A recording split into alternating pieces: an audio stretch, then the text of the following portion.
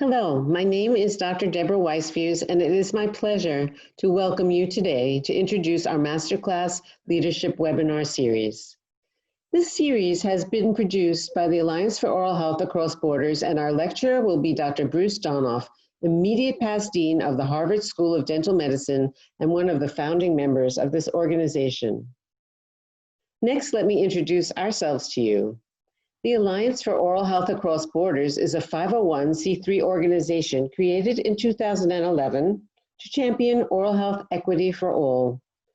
We strive to enable greater improvements in global oral health by overcoming borders of all kinds that have become obstacles to improving oral health, especially for underserved groups. We now broadly interpret these borders as any issue or concept that stops or slows the genuine expansion of quality oral health care globally. Please feel free to explore our website to learn more about us at your convenience. We invite you to consider membership, as this course would be a free member benefit to you. To set up your membership, please move to the membership page and follow the prompts.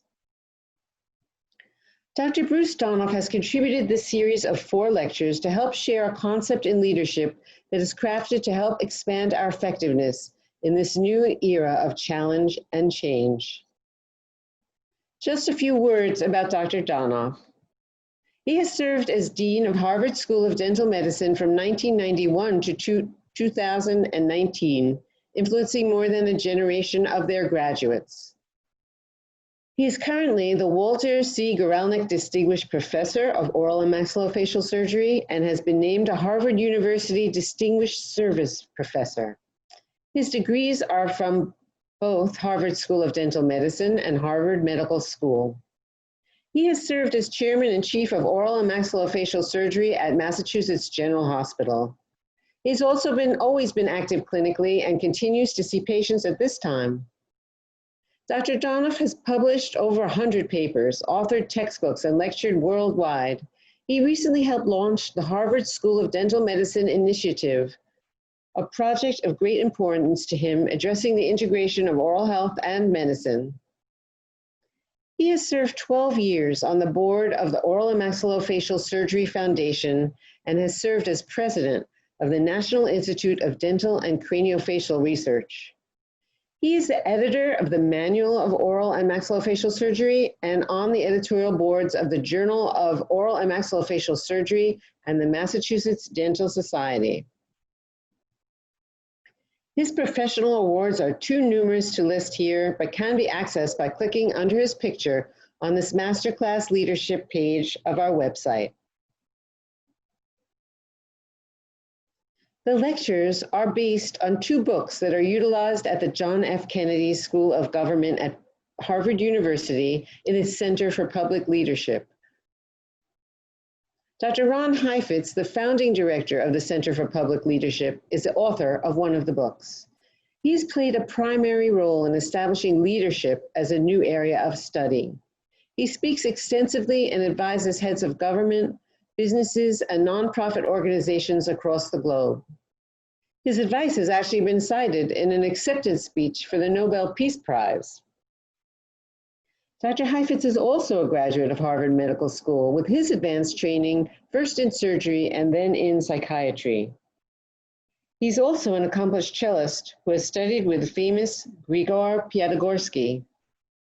Music enthusiasts will find it fascinating to watch how Dr. Heifetz weaves the discipline of music into his program throughout the book.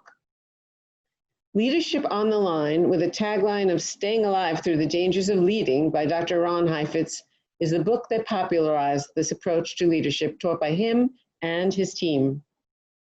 I don't know if any of you resonated with that tagline regarding staying alive, but I did. The second book Dr. Donoff uses for the course is actually one written by one of Ron's students, Dr. Sharon DeLaws Parks, formerly a professor at the Harvard Divinity School, as well as the Weston School of Theology. Her book, Leadership Can Be Taught, is an analysis of Dr. Heifetz's course that she took while a student at the Harvard Kennedy Center, and a discussion of its impact. The study of leadership development is not presently available within any institutions of higher dental or medical education, but Dr. Donoff has taken the initiative to share the tenets of this course and be the first to bring it to the healthcare community. His course utilizes illustrations within our industry of oral healthcare, which enable healthcare professionals to better understand the development of our leadership challenges and a new viewpoint on how to address them. The course is thought-provoking and provides insights in dealing with current modern-day issues and obstacles. And this aspect is even more highlighted due to the fact that it is being recorded in the middle of a global pandemic, which has changed the way we do many things within the oral healthcare industry, as well as within our personal lives. There are some truly difficult questions that can be addressed within the profession at this time, and how these concepts are dealt with has the potential to change the course and rate of progress of global oral health significantly. If you are someone who has already found this webpage, you take seriously sharing the burden and responsibility of improving oral health globally, especially for those within populations not easily served in the past. I truly hope you take the time to read the books before or during the time you will be taking our course. I assure you that you will be able to extrapolate what you learn immediately to your professional and personal lives. The Alliance for Oral Health Across Borders is truly proud to sponsor this unique offering for the global oral health care community. Please feel free to share word of this course with those you know and encourage them to take advantage of our leadership training opportunity. The course is free to members of the Alliance for Oral Health Across Borders. And that being said, if you find you are pleased, we encourage you to visit the Contribute button on our website and donate to help us continue our innovative programming in support of the global dental profession. If you have any questions or comments for either me or Dr. Bruce Donoff, please feel free to reach out to us by going to the contact page on our website. We will be delighted to hear from you. Thank you for your time and attention. Enjoy the course. Good afternoon. My name is Bruce Donoff, and on behalf of the Alliance for Oral Health Across Borders, I'm pleased to present this first in a series of leadership lessons that we hope will help individuals learn to be leaders. The idea is that leadership can be taught. At our discussions in December, it was felt that the Alliance could offer the advantage of online learning. Little did we know that by March, the middle of March, this would be the norm rather than the exception. I hope that everyone is safe and well and bearing up under these terrible circumstances. Online learning has become the norm, and I hope this effort, excuse me, will add something to your leadership skills. This is the first in what we envision as 4 sessions, and this first one is based upon the work of Ron Heifetz and Marty Linsky. You see their book, Leadership on the Line, Staying Alive Through the Dangers of Leading.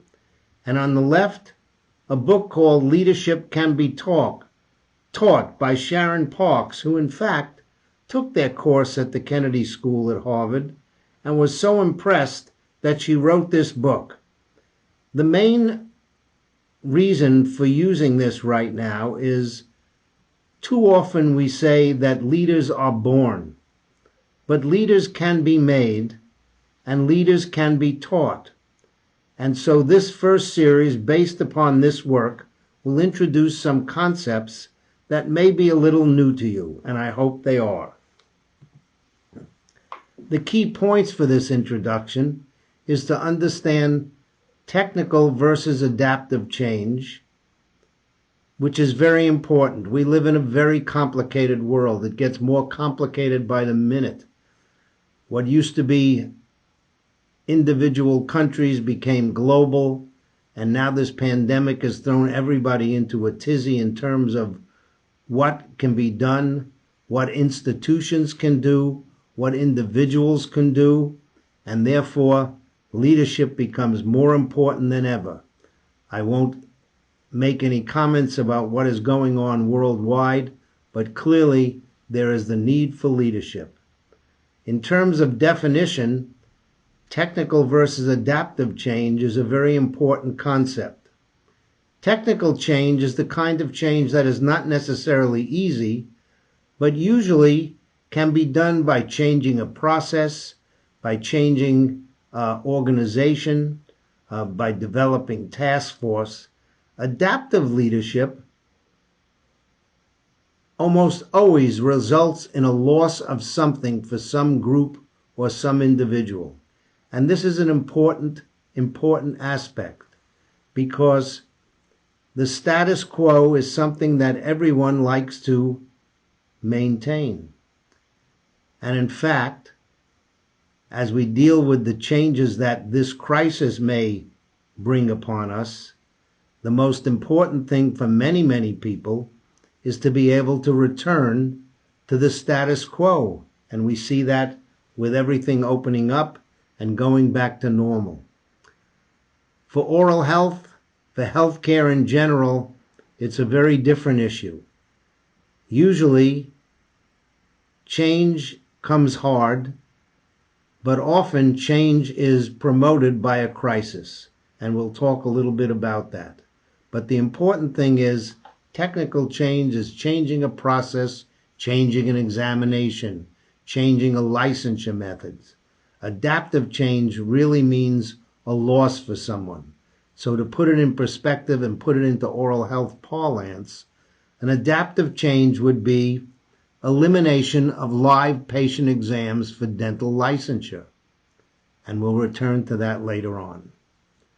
The second key point is the importance of someone learning leadership by participating in issues and problems. So one has to be able to observe from the dance floor by being a member of the group that's going through the changes or going through the activities, but also being able to get up on the balcony and see what really is going on from afar. A perfect example of this is the so-called taking a look from the 10,000-foot level. And I'll give some examples of this. The third key point from Linsky and Heifetz is case-in-point teaching versus teaching as telling. The majority of leadership courses and courses in general provide books, provide lectures, provide handouts, and teach as a telling exercise. Case-in-point teaching brings up a case, not necessarily a business school type case, but a case that develops certain points that made change happen by doing something, by changing something, by changing the people involved. So these three things, technical versus adaptive change, observing from the dance floor and balcony, and case-in-point teaching are important. And I do recommend, despite the fact that telling as teaching includes books, that you try and read these books, because a lot of these books are very, very informative, and I think will get you immersed in the whole idea. So let's talk about case in point for discussion. The case in point that I chose is the Harvard curriculum change of the 1990s. I think many of you know that I just stepped down as Dean of the Harvard School of Dental Medicine after a few years' tenure. But in 1990, we had some very important decisions to make. At that time, my predecessor had done some amazing things and had developed a 5-year curriculum. The curriculum change that we had to implement included moving from a 5-year to a 4-year curriculum. And some of this was because of a decreased number of applicants to dental school. Some of you will recall this was a time in the late 80s and 90s of multiple dental school closings because of decreased enrollment and other factors. The other thing at Harvard was The medical school in 1986 had moved to a system of so-called problem-based learning. And since our students were in the medical school for all intents and purposes for the first 2 years, they had to learn problem-based learning, and we had to adapt it to an oral health dental curriculum. This wasn't as difficult as it might seem, since the dental school, the Harvard School of Dental Medicine, was the first dental school to really be affiliated with its university, having been established in 1867. The other thing that's important at this time to note is the dental school had the first African American graduates in 1869 and 1870. Dr. Freeman and Dr. Grant were in those first two classes. So problem-based learning had to be developed. The other thing at the time that I learned from being on the dance floor is I was at that time, before I was dean, the head of oral surgery and chief of the service of oral and maxillofacial surgery at Mass General Hospital. We had students from many, many dental schools who rotated through the service. Most of them were very outstanding students who were interested in the program and wanted to be residents there one day. And I often would sit down with them and ask them why they didn't apply to Harvard. And in fact, most of them had not applied to Harvard, even though they were very good students coming out of college. And what they told me is they didn't apply to Harvard because of the fifth year. That touched me in a very special way. And so when I became dean, I charged one of the faculty, our associate dean for education, with examining all the pros and cons of the 5-year versus a 4-year curriculum. And interestingly, the conclusion after almost a year of study that included students, faculty, alumni, was what had to happen was we had to decide when pre-doctoral education, that is a DDS or DMD curriculum, ended and postdoctoral education began, postdoctoral being specialization, periodontology, endodontics, oral surgery, etc. That was not such an easy question to answer, but in fact, using the process of faculty and student and staff involvement and several retreats, we were able to come to the conclusion that the decision had to be made when pre-doctoral education ended and postdoctoral education began. The balcony view at that time when I became dean was very clear. The balcony view was that despite Harvard's long history of dental education, there were serious issues of financial loss, of decreased applications to the school, and the need for some change. The university at that time had a very extensive review. That was the view from the balcony. And indeed, the decision was made, and there were several choices. The choices included continuing pre-doctoral, closing pre-doctoral, continuing postdoctoral, etc. But the decision was made to renew the school and continue everything as is, but the plan was decided upon to move from a 5-year to a 4-year curriculum. It was sad times for dentistry then, and I worry that this pandemic, combined with the economic collapse, combined with high tuitions in many dental schools, might lead to a period of time when there were again decreased applications. But at Harvard, the decision to continue pre-doctoral and postdoctoral education programs was a strong one, but we are well to remember that some very fine university-based dental schools, Northwestern, Georgetown, Washington University in St. Louis, Loyola of Chicago, and Emory in Atlanta, all closed. We forget that. So what is leadership? And that example, that case in point, called upon everybody's open-mindedness, not necessarily leadership by authority, but by example, and also a willingness to be able to listen to others and be told if you are wrong or you're right. What that led to was a very substantial reorganization of departments and the leadership structure that had never happened before in any dental school. There was elimination of Department of Prosthetics. The cries were immense, but we established a new combined restorative dentistry and biomaterial science department. We combined periodontology, oral medicine, radiology. We combined orthodontics and pediatric dentistry in a department of developmental biology that in fact was headed by a research scientist. And we also made the commitment to restore research with a new department of oral biology. When I became dean in 1991, there were many, many changes that had to take place before we could restore our research to the level that it had been at. And in 2005, we were able to open our new research and education building, and it's prospered since then.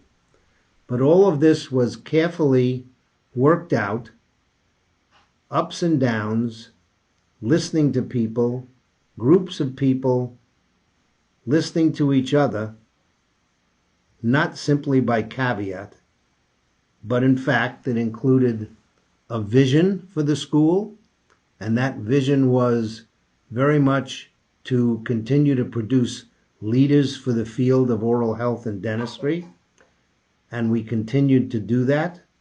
I was on a recent call where several of the deans were Harvard alums, and I hate to say it, a couple of them I had interviewed for the dental school. So that this was all, if not carefully planned, carefully orchestrated. Now, there have been a number of major reports on oral health, and I classify most of them as authority but little action. So we're all familiar with the Guy's report of 1926. But after these dental school closings in the late 80s and 90s, the Institute of Medicine at the time produced the report on dental education at the Crossroads. This book was important for several reasons.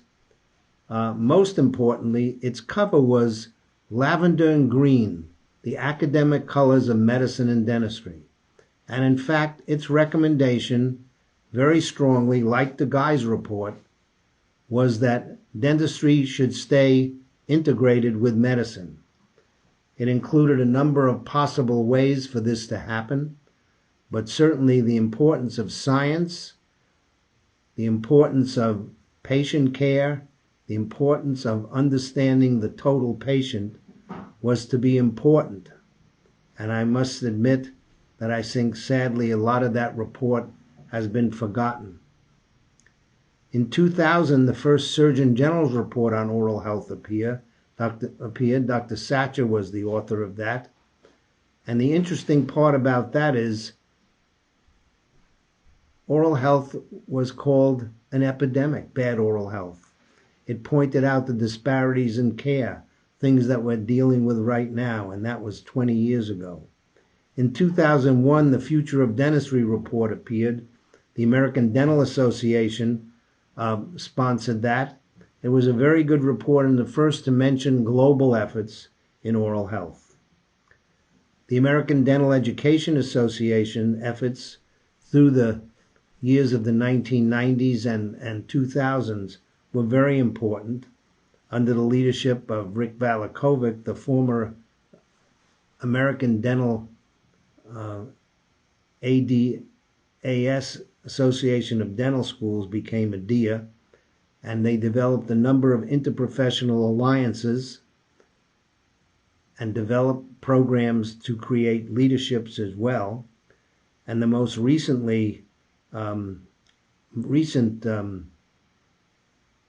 effort was the interesting thing about that was that report, which was championed and directed by Howard Baylett and Alan Formicola, showed some glaring issues. Number one, there was a 47% reduction in basic science and in general health learning for dental students. There was a huge shift to procedures. And I think that's an issue that dentistry and dental education is going to have to deal with. It's too complicated to go into now, but as long as dentists are compensated only for procedures rather than any cognitive care, we're going to deal with this. And this is a big issue. And the question is whether this pandemic crisis will be a time for there to be some changes in that. This 21st Century Guys report was very broad and discussed issues as far-ranging as research and the growth of so-called dental service organizations. So I think there are winds of change, but I think we're far from any substantive change. Winston Churchill said, "Don't let a crisis go to waste." But as I follow all the emails and the economic hardships of many people in the dental profession, and this Monday, today, when I'm doing this, is the first day here in Massachusetts when dental offices can begin to see non-emergent patients. It brings out the distinction and importance of economics versus public health. Might disparities increase with a return to status quo as more and more dental procedures are done only for people who can pay for them? Two questions that are important in this whole area is, and this is somewhere where leadership training and understanding can help. Does the profession drive education, namely the American Dental Association, state boards of dentistry who decide practice acts and what a dentist can do? You should bear in mind that in North Carolina, a physician can practice dentistry. Practice acts are very interesting items and need to be addressed. There are signs of change, however. I've been privileged to represent a DEER on the Committee on Dental Education and Licensure of the American Dental Association, and the implementation of what's called the DL-OSCE has begun with 3 or 4 states so far signed up. This is an exam that no longer has a live patient component to it, something that a lot of people have objected to for a number of years. The issues are too broad to go into it this time, but just let's say that this would require state dental boards to sign on to this DL-OSCE. Bear in mind that there is great revenue from taking live patient exams, revenue that is derived from student applicants, and I think the real question that we have to deal with, and the real question regarding leadership is the status quo inevitable, or can education drive the profession? I think these kinds of things we might find an answer as you read the books that I've recommended for this session. So one of the things that I know most of you know I believe in strongly is oral health medical integration. There are a couple of things that have moved this along, but some are old. This paper, Dentists as Physicians of the Mouth, I wrote in 1994. It was in the Journal of the American Dental Association, but it was secluded in a little supplement. But I think the most important thing about this is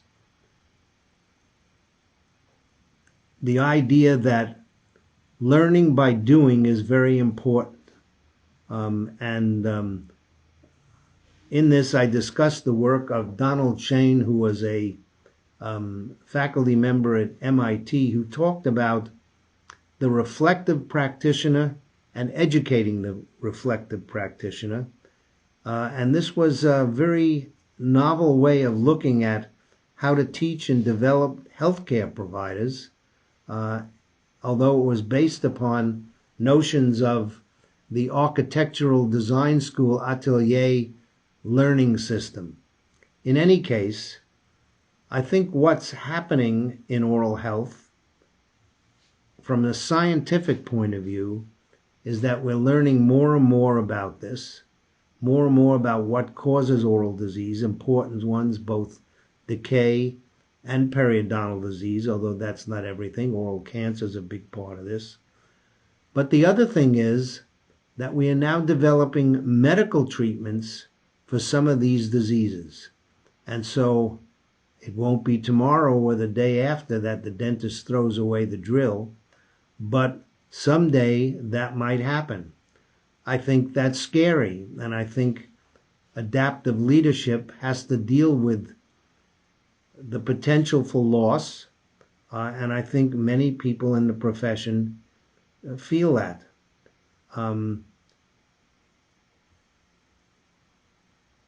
Theodore Rosebery in 1955 made the statement that in medicine, science had been accepted as important because there were drugs that could control things like hypertension. In 1955, there was no such thing that worked in oral health, although fluoride became a very important aspect of this. Generalized fluoride is not all that common in many parts of the world. In any case, he thought that when medical treatments became available for oral health diseases, there could be real changes. And I must admit, I believe that's happening. The other thing that's important to notice is our aging population. And so it's a leadership question for how to have patients over the age of 65 with more and more chronic diseases be eligible for oral health care under Medicare, which does not exist.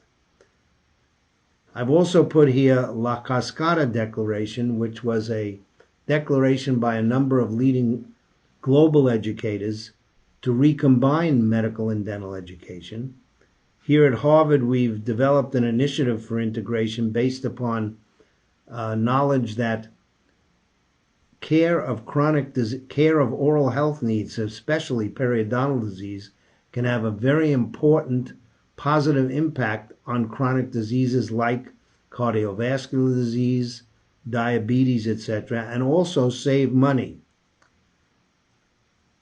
So the real question is, how do we create leaders? These leaders should be champions.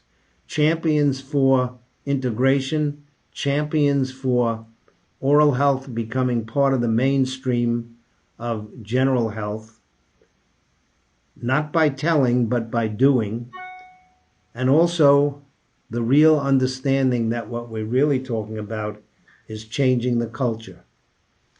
So, as we begin this leadership series, and I recommend these first books for you, I will say we'll use books for guidance. Some that we will lose are books included Good to Great for Social Sectors. Another book that's of great interest is Blue Ocean Strategy. This is how to deal with areas with a different kind of business model. Could dentists help solve the primary care issue if they would provide some primary care medicine help for their patients of record? So, for example, Ringling Brothers and Barnum and Bailey Circus is gone. Gone, but Cirque du Soleil is thriving. So might we develop a Cirque du Soleil for oral health that includes the dental profession? This is the first in a quarterly session that will be sponsored by the Oral Health Alliance. And I hope by the time we finish this, A, the pandemic is over, and B, that we can create a catalytic mechanism or two for change. So I want to thank you for listening and wish that you stay safe and well, and thank you.